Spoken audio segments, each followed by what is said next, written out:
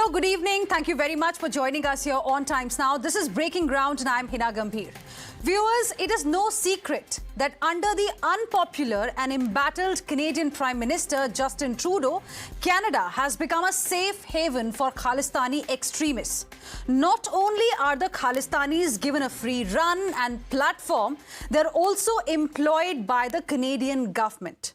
Justin Trudeau, who literally bludgeoned his country's diplomatic relationship with India, appease his Khalistani vote bank, should look at this credible evidence that Times Now is now going to show. In this super exclusive news break, viewers, we will reveal how the Canada Border Service Agency took in Khalistani terrorist Sandeep Singh Sidhu and gave him employment. So imagine a man listed and named for terrorist activities and extradition by India. A man who is accused of executing the targeted killing of a nationalist and Shaurya Chakra awardee teacher Balvinder Singh Sidhu by the world's largest democracy gets his paychecks from Canadian tax dollars. Now, Times Now senior news editor Bhavtosh Singh wrote to the authorities at the Canadian Border Service Agency and asked if CBSA can clarify that Sidhu, who was named in the NIA dossier as a significant entity involved in promoting terrorist activities in Punjab, if this man is working with the CBSA, to which the CBSA has confirmed that yes, Sandeep Sidhu is a CBSA employee. Viewers, a wanted terrorist in India is an employee with the Canadian authorities. Now, they have also claimed that they have no evidence whatsoever to support the allegations made against him. Let's get you more details on this particular story. And on, in fact, the 19th of October, the government named Sandeep Singh Sidhu in a terror case involving the murder of Balvinder Singh Sidhu, a teacher and a Shaurya Chakra awardee. The government, in its communication to Canada, said that Khalistani terrorist Sidhu was, in fact, in touch with Pakistan-based Lakbar Singh Road and its some ISI operatives and officials, and he successfully executed that targeted killing of Balvinder Singh Sidhu in Punjab in October 2020 with the help of noted gangster. Balvinder Singh Sidhu and his family members, viewers, were awarded the Shaurya Chakra in the year 1993 for their struggle against militancy in Punjab. The man who fought against militancy in Punjab was killed, and that person who killed this nationalist is living comfortably in Canada, is on the payroll of Canadian government, and nothing has been done by the Canadian government. Now, since the early 90s itself, this brave family has been on the hit list of Khalistani terrorists. In the year 2020, 62-year-old Balvinder Sidhu was shot dead at his residence. Last week, NIA also informed the Supreme Court that Canada-based operatives of the KLF or Khalistani Liberation Force were behind the assassination of Balvinder Sidhu. The charge sheet clearly mentions that accused in case revealed that they were hired by Canada-based Khalistani operatives. The terrorist hired by Canada's Border Service Agency is a member of the banned International Sikh Youth Federation, a group that is banned in India, Australia, Japan, USA, and even in Canada. Now, imagine, viewers, the extent of this patronage. An extremist group that is banned in Canada, one of its members gets employed by the Canada Border Service Agency. Listen in to this reaction.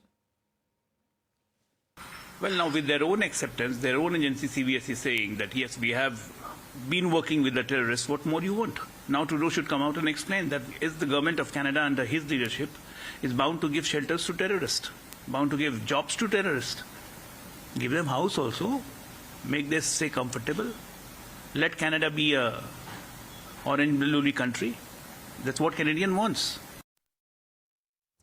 Now, viewers, not too long ago, India showed the mirror to Canada and its Prime Minister Justin Trudeau after he admitted on camera that his government had no hard evidence when it initially accused India of being involved in the killing of Khalistani extremist Sandeep Singh Sidhu. This confession from Trudeau came at a time when the diplomatic storm between India and Canada over the unsubstantiated allegations involving Hardeep Singh Nijjar's killing is at its peak. Justin Trudeau, who was testifying before the Foreign Interference Inquiry, acknowledged that when his government implicated India in Nijjar's assassination last year, they were acting on intelligence rather than definitive evidence. We chose to continue to work behind the scenes to try and get India to cooperate with us. Their asks of us was, well, how much do you know? Give us the evidence you have on this. And our response was, well, it's within your security agencies. You should be looking into how much they know. You should be engaging. It's, oh, no, tell us what you know. Show us the evidence. And at that point, it was primarily intelligence, not hard evidentiary proof. So we said, well, let's work together and look into your security services, and maybe we can get that done. Meanwhile, viewers, Canadian Member of Parliament Chandra Arya, who has been vocal about the issue of Khalistani extremism in Canada, has said it as it should be said. In the Parliament, Chandra Arya acknowledged that Khalistani violent extremism is a Canadian problem. Listen. In Canada, we have long recognized the serious problems of Khalistani violent extremism. Let me be clear. Any actions or involvement by foreign state actors within Canada in any form are unacceptable. It is critical that we all recognize the importance of eliminating cross-border threats posed by Khalistani extremism and resume our efforts to address it effectively. The persistence of Canadian Khalistani extremism is rooted in the political patronage these extremists enjoy.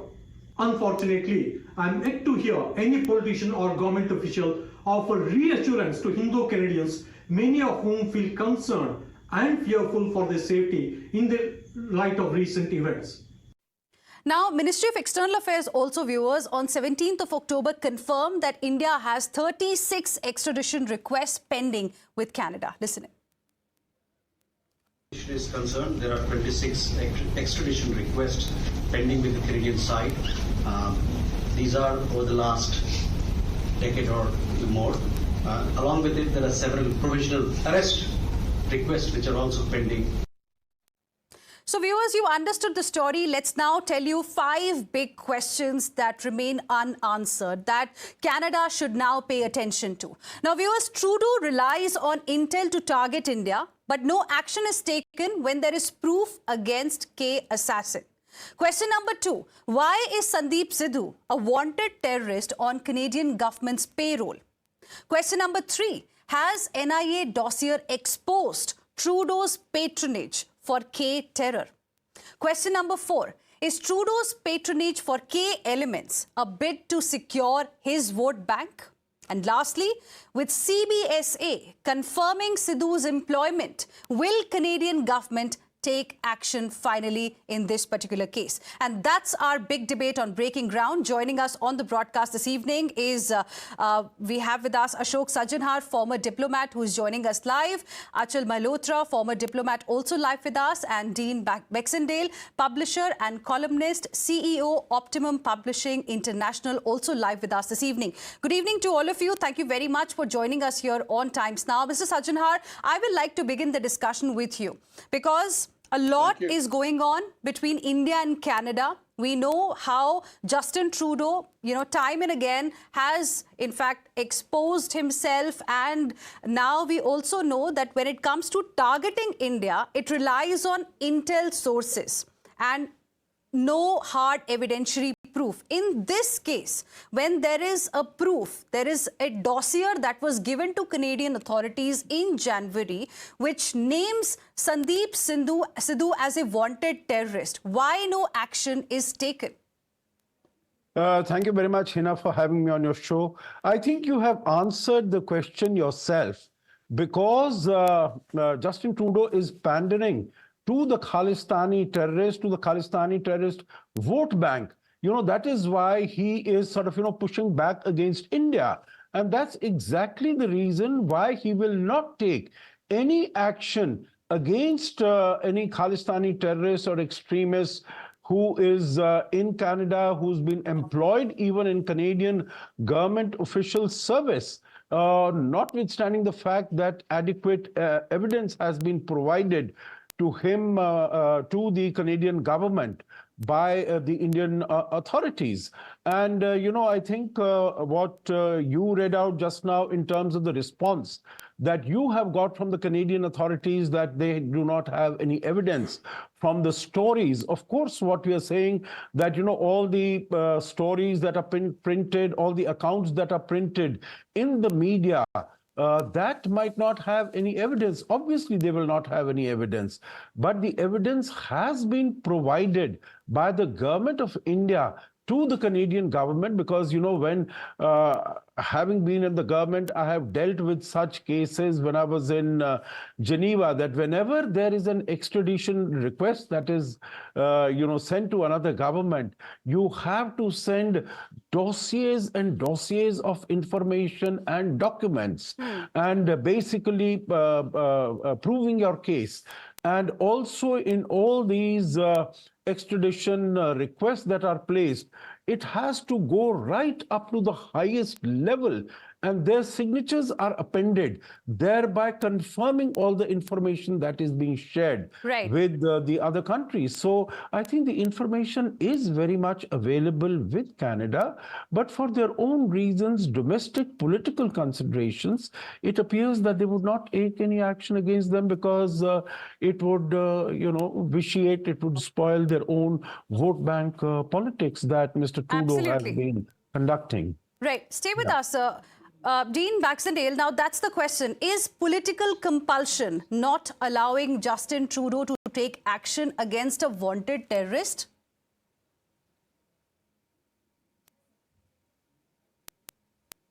Well, thank you very much for having me on your show today.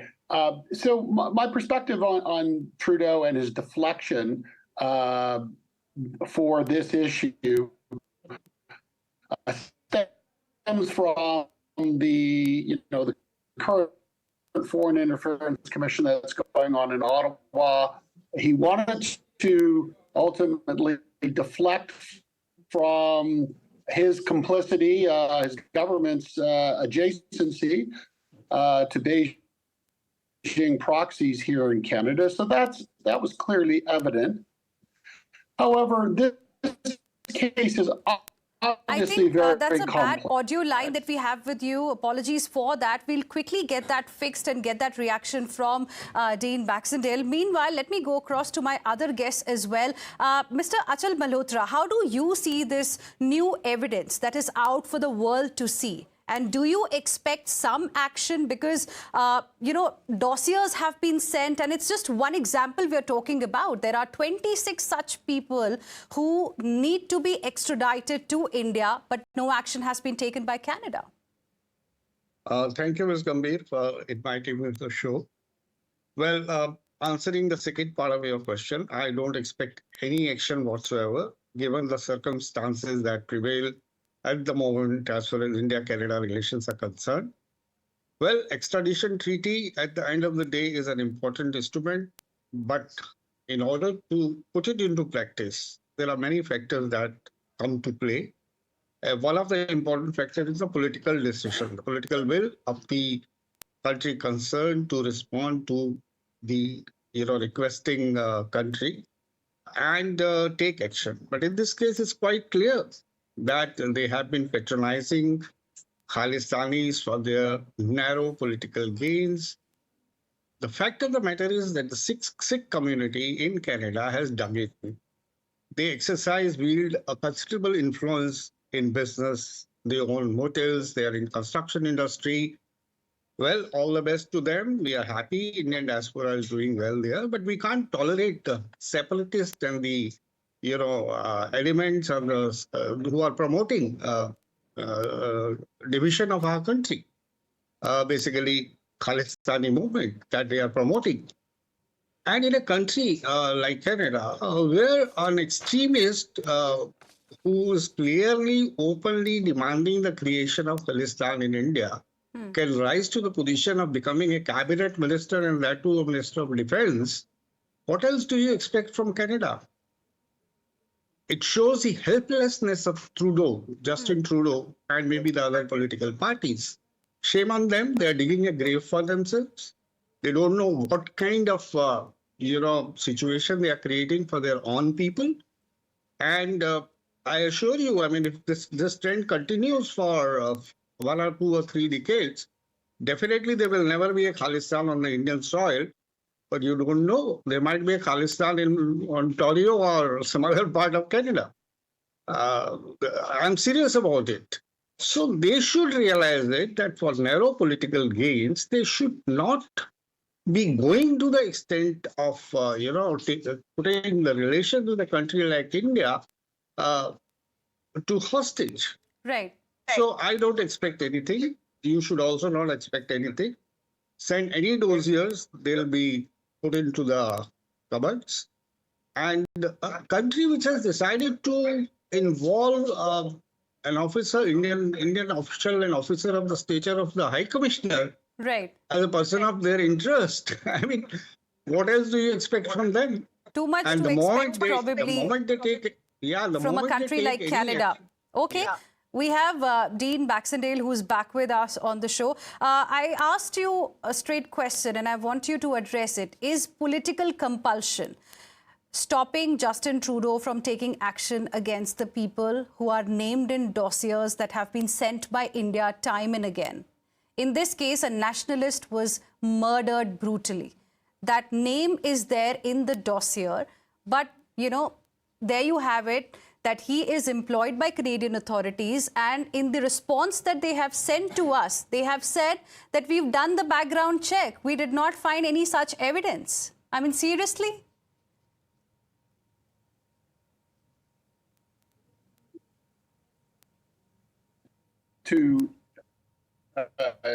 They're quite distinct.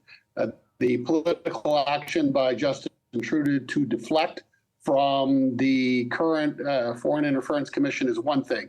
I have spoken to those of my sources who are adjacent to both RCMP and CSIS. There is no credible evidence at this time that actually links, the CBSA, Sidhu, to these murders or him being engaged. Sir, there is a dossier that has been submitted from the Indian side to the Canadian authorities. That dossier we are also playing for our viewers on the show. And that dossier clearly mentions Sandeep Sidhu and what he has done in October 2020. How can you say that there is no evidence?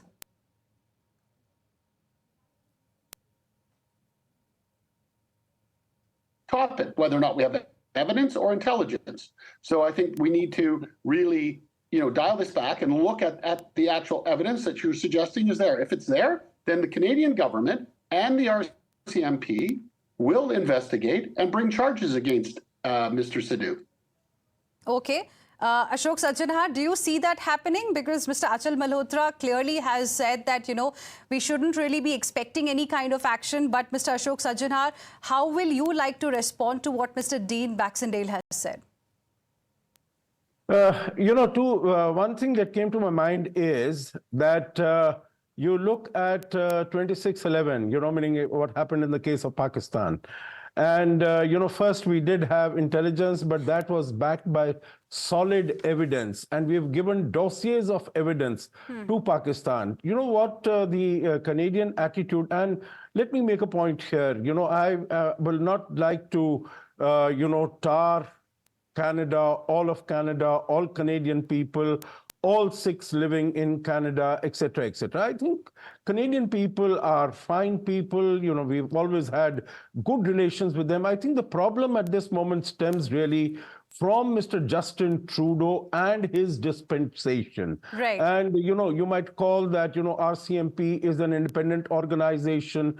Its behavior, its attitude, its actions do not demonstrate that.